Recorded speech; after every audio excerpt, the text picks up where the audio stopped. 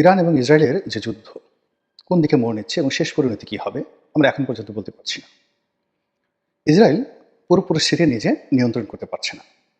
আমেরিকার যে সকল গুরুত্বপূর্ণ সামরিক যাকে বলা হয় ম্যাগাজিন রয়েছে, বুলেটিন রয়েছে এবং যে সকল মিলিটারি থিঙ্ক ট্যাঙ্ক রয়েছে, তারা ইতিমধ্যে খোলামেলা যে বক্তব্য দিয়েছেন তাতে স্পষ্ট যে আর মাত্র সপ্তাহখানেক ইসরায়েল তাদের যুদ্ধ চালাতে পারবে।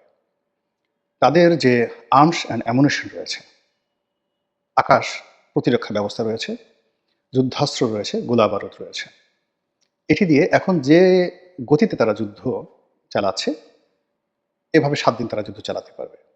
এরপর তাদেরকে যদি যুদ্ধ চালাতে হয় তাহলে তাদের যে মিত্র আমেরিকা এবং ইউরোপ, সেখান থেকে তাদের যে লাইন, সাপ্লাই লাইন, এটি 100% শিওর হতে হবে এবং সমানে গোলাবারুদ, অস্ত্র, আয়রন ড্রোনের ব্যাটারি থেকে শুরু করে সব কিছু আসতে হবে, যেটি এই 7 দিনের মধ্যে এই সরবরাহ করাটা সব দিক থেকেই অসম্ভব একটা বিষয়।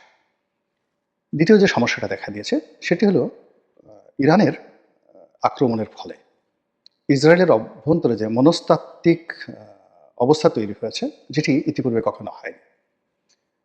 আপনারা যদি বাংলাদেশে আওয়ামী লীগের পতনের কথা চিন্তা করেন তাহলে আপনি বুঝতে পারবেন যে গত 15টি বছর ধরে আওয়ামী লীগের শাসন এমন একটা এক্সট্রিম পর্যায়ে পৌঁছে গিয়েছিল যে তাদের হৃদয়ে ভয় বলে কিছু ছিল না।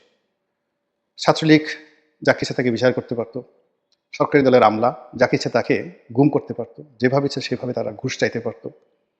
বিএনপির যে কোনো নেতা, সেটা বাংলাদেশের মির্জা ফখরুল সাহেব থেকে শুরু করে যে কোনো লোকের বিরুদ্ধে চুরি, ডাকাতি, রাহাজানি, ছিনতাইয়ের একটা মামলা দেওয়া যেত। এই যে তাদের একটা কর্তৃত্ববাদী মনোভাব তৈরি হয়েছিল, এটাকে জুলুম বলতে পারেন। জুলুম এবং জাহেল এই দুটো এমন একটা ব্যাপার যে তারা যা কিছুই করুক না কেন, তাদের অন্তরের মধ্যে একটা পাপ বোধ তৈরি হয়, একটা ভয় তৈরি হয়, আতঙ্ক তৈরি হয়। তো সেভাবে ইহুদি রাষ্ট্রটি গত 50 বছর ধরে আরবে যে তাণ্ডব চালাচ্ছে, এই তাণ্ডবের ফলে তাদের নিজের অজান্তে দুটো জিনিস শুরু হয়েছে মনস্তাত্ত্বিক, যে তারা যা ইচ্ছে তাই করতে পারে, তাদেরকে প্রশ্ন করার কোনো সামর্থ্য পৃথিবীর কারণে। আর দ্বিতীয়ত তাদের নিজেদের অজান্তে মনের মধ্যে একটা অনুশোচনা, ভয় এবং আতঙ্ক সবসময় তারা কাজ করছে যে আমরা যে পাপ করেছি, গুনাহ করেছি, যে কোনো সময় যে কোনো দুর্ঘটনা ঘটতে পারে। তো সেই দিক থেকে গাজাতে তারা যে তাণ্ডব চালিয়েছে, ইরানের উপর তারা যেভাবে একতরফাভাবে আক্রমণ চালিয়েছে, এটা ছিল তাদের সেই জাহিলিয়াতের বা জুলুমের প্রাথমিক স্তর। কিন্তু যখন মজলুম সিনা উঁচু করে দাঁড়িয়েছে এবং মজলুম যখন আক্রমণ করেছে, এটা তারা স্বপ্নেও কল্পনা করেনি। ফলে আক্রমণের একেবারে প্রথম ঘন্টার মধ্যে, অর্থাৎ ইরানের যখন প্রথম মিসাইলটা আঘাত হানলো, তার 1 ঘন্টার মধ্যে নেতানিয়াহু, যিনি প্রধানমন্ত্রী, তিনি অজ্ঞাত স্থানে চলে গেছেন। কেউ বলছেন দেশের বাইরে, কেউ বলছেন বাংকারে, এবং তাদের বেশিরভাগ জনগণ বাংকারে চলে গেছে। আর বিরাট অংশ যারা পারছে তারা সমুদ্র দিয়ে সাইপ্রাস হয়ে ইউরোপ আমেরিকাতে পাড়ি জমিয়েছে। আর বিমানবন্দর দিয়ে যেভাবে দৌড়দৌড়ি করে তারা পালাচ্ছে, এ দৃশ্য দেখার মতো নয়। তো এই যে একটা মনস্তাত্ত্বিক যুদ্ধ শুরু হয়েছে ইসরায়েলের অভ্যন্তরে, যে আতঙ্ক ছড়িয়ে পড়েছে, এটাকে ঘোরানো সম্ভব নয়। যে জাতি একবার ভয় পেয়ে যায়, যে জনগণ একবার সরকারের উপর থেকে সমর্থন সরিয়ে নেয়, তারা আর কখনো ঘুরে দাঁড়াতে পারে না। এই বাংলাদেশে ধরুন 71 মুক্তিযুদ্ধের সময় কিছু কি ছিল, লাঠি, বাঁশি, সামান্য 303 রাইফেল, বড়জোর কাঁটা রাইফেল, ভারত থেকে ব্যবহৃত পুরনো অকেজো কিছু অস্ত্র মুক্তিযোদ্ধাদের হাতে ছিল। আর এই বাংলাদেশে অন্তত 1 লাখ সৈন্য মোতায়েন করা ছিল, ত্রিমাত্রিক, ওয়ান অফ দ্য, যাকে বলা হয় ইফেক্টিভ মিলিটারি পাওয়ার, পাকিস্তানি মিলিটারি পাওয়ার। এবং 1970-তে পাকিস্তানি মিলিটারি পাওয়ার এশিয়ার মধ্যে নাম্বার 1 ছিল। চীন তাদের কাছে কিচ্ছু ছিল না তখন। ভারত তো প্রশ্নই আসে না। তো 1 নম্বর মিলিটারি পাওয়ারের 1 লাখ সৈন্য, আধুনিক অস্ত্র শস্ত্র নিয়ে এই ভেতো বাঙালির সঙ্গে তারা পেরে ওঠেনি। তারা পরাজিত হয়েছে। এর কারণ হলো তাদের মানসিক শক্তি ছিল না, আর যারা কাজ করেছে তাদের মধ্যে একটা বিজয় ছিল। ঠিক তেমনি একটি অবস্থা তৈরি হয়ে গেছে ইসরায়েলের অভ্যন্তর। আর অন্যদিকে ইরানের মধ্যে যে ভয় ছিল, আতঙ্ক ছিল, সেখানে একটা কর্তৃত্ববাদী শাসন, শিয়া শাসন, এবং সেখানে হিজাব নিয়ে আন্দোলন, গণ অধিকার নিয়ে আন্দোলন, গণতান্ত্রিক আন্দোলন, এসব কিন্তু চলছিল। এবং বর্তমান রেজিমের বিরুদ্ধে তাদের একটা ভীষণ রকম ক্ষোভ ছিল। অনেক ইরানের এলাকা তারা বিচ্ছিন্ন হয়ে যাওয়ার জন্য আন্দোলন করছিল। কিন্তু যখন ইসরায়েল আক্রমণ করেছে, তাদের মধ্যে দুটো জাতীয়তাবাদ, অর্থাৎ ইরানি জাতীয়তাবাদ, the Persian dynasty and empire, যে গ্লোরিয়াস হিস্ট্রি রয়েছে সেই জাতীয়তাবাদটা তাদেরকে এই মুহূর্তে ঐক্যবদ্ধ করে ফেলেছে। ২ নম্বর হলো তারা যে আইডিওলজিটা, ইসলামী আইডিওলজিটা তারা বিল্ড আপ করেছে। সেই আইডিওলজিটা এখন চূড়ান্ত পর্যায়ে রয়েছে যে তারা জানে যে এই যুদ্ধে পরাজিত হলে শিয়াবাদ থাকবে না, শিয়া মতবাদ থাকবে না, এখানে সুন্নি মতবাদ চলে আসবে। ফলে এই শিয়াইজমের যে যাকে বলা হয় শক্তি, এটা এখন চূড়ান্ত পর্যায়ে রয়েছে। ৩ নম্বর হলো যে তাদেরকে কেন্দ্র করে যেটা রাজনৈতিক বলয় গড়ে উঠেছে, সেই রাজনৈতিক বলয়টা এখন সর্বোচ্চ শক্তিতে রয়েছে। ফলে ইরানিয়ানরা যে ভয় পেয়েছিল প্রথম ২৪ ঘন্টার মধ্যে, সেটা এখন বুমেরাং হয়ে সাহসে পরিণত হয়েছে। আর ইসরায়েলিরা যে ভয়টা পেত না, যে সাহসটা তাদের ছিল প্রথম ২৪ ঘন্টা, সেটা এখন আতঙ্কে পরিণত হয়েছে। এর ফলে কি হলো যে এখন ইরানের জন্য যে পরিবেশ পরিস্থিতি তৈরি হয়েছে, সেই পরিবেশ পরিস্থিতি হলো তারা একা যুদ্ধ চালিয়ে যেতে পারছে। এখন পর্যন্ত তারা কারো সাহায্য চায় নাই, না রাশিয়ার, না চীনের, না হুতির, না অন্য কোনো তাদের যে সকল মিলিশিয়া বাহিনী রয়েছে, কারো সাহায্য তারা চায়নি। তারা নিজেরা যুদ্ধ করে যাচ্ছে এবং আক্রমণ শুধু বেড়েই চলছে। বোঝার চেষ্টা করুন।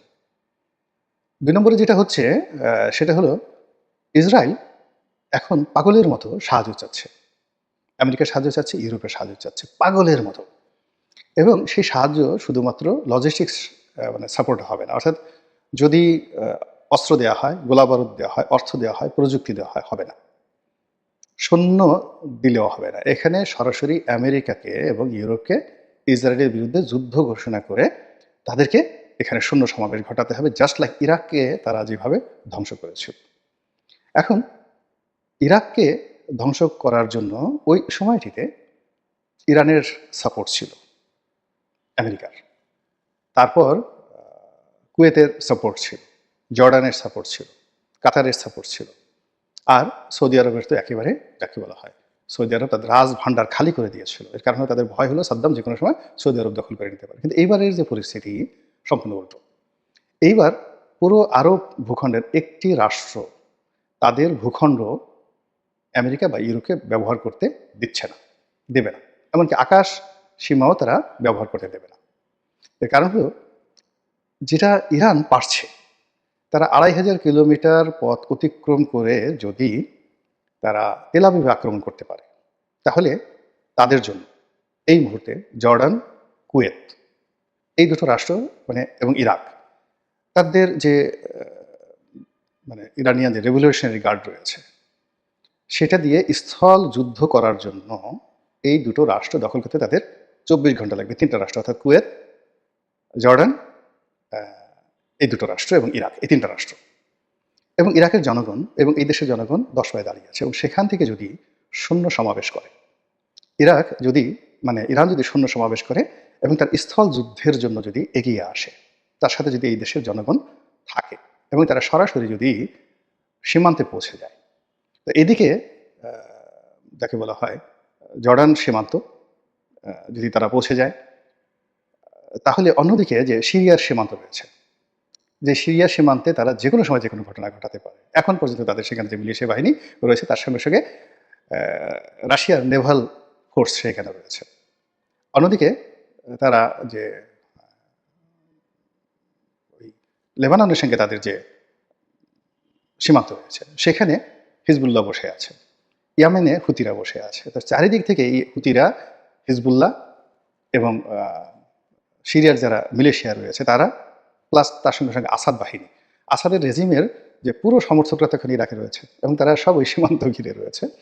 তো সেই দিক থেকে পুরোটা একটা তৃতীয় বিশ্বযুদ্ধের চাইতে একটা ভয়াবহ, মানে আমরা যা কিছু কল্পনা করি তৃতীয় বিশ্বযুদ্ধে, সেখানে একটা অগ্নিগর্ভ হয়ে যাবে। এবং স্থল যুদ্ধে মানে ওদের যত মাতব্বরি, মানে আমেরিকা এবং ইউরোপ এবং ইসরায়েল, তাদের প্রথম মাতব্বরিটা হলো আকাশ। সেই আকাশের যুদ্ধটা কিন্তু অতিক্রম হয়ে গেছে। তাদের দ্বিতীয় মাতব্বরি যেটা হলো, সেটা হলো নেভাল ফোর্সে। তো নেভাল ফোর্সে মানে নৌবাহিনীতে।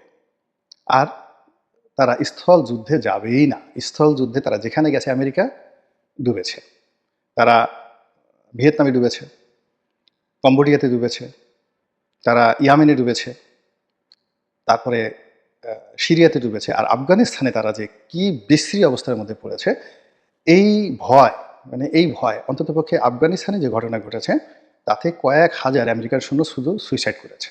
মানে আফগানিস্তান থেকে যাওয়ার পরেও তাদের ট্রমাটা দূর হয়নি, তারা আমেরিকাতে গিয়ে সুইসাইড করেছে, বোঝার চেষ্টা করেন।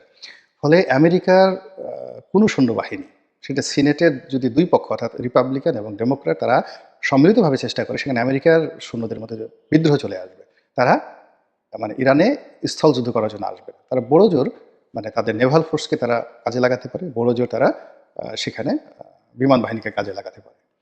তো এই যে একটা অবস্থা, সেই অবস্থার মধ্যে ইউরোপ এবং আমেরিকার শহরে শহরে এই যুদ্ধে না জড়ানোর জন্য বিক্ষোভ শুরু হয়ে গেছে।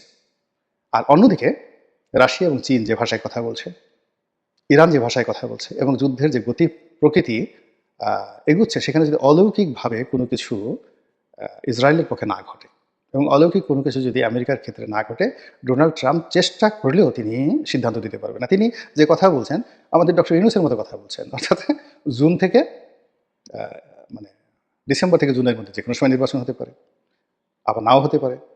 এখন এখানে তিনি বলছেন যে ইরানের ব্যাপারে আমি কোনো সিদ্ধান্ত নেব না, আবার নেব, তারপরে আমার সিদ্ধান্ত আরও 15 দিন পরে আমি জানাবো। কিন্তু এই 15 দিনে তো যা হবার তা হয়ে গেছে এবং এই 15 দিন যদি যুদ্ধ করে এইভাবে, ইসরায়েলের যে কী অবস্থা আপনি কল্পনাই করতে পারবেন না, সর্বনাশ হয়ে যাবে।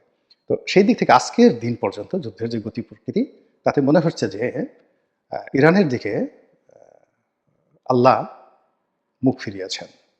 মুসলমানদের দীর্ঘদিনের যে ক্রোধ, বারবার আসমানের দিকে আকুতি এবং অসহায়ত্ব, এটি সম্ভবত দূর হতে চলেছে এবং ইরান নিশ্চিত বিজয়ের দিকে এগুচ্ছে। আমরা বাংলাদেশে বসে অনেকে 80-র দশকে আমরা অন্ধভাবে সাপোর্ট দিয়েছিলাম ইরাককে, কিন্তু সেই সাপোর্টটা কেবলই মাত্র সেন্টিমেন্টাল ছিল, আবেগের বশবর্তী ছিল এবং আশা ছিল।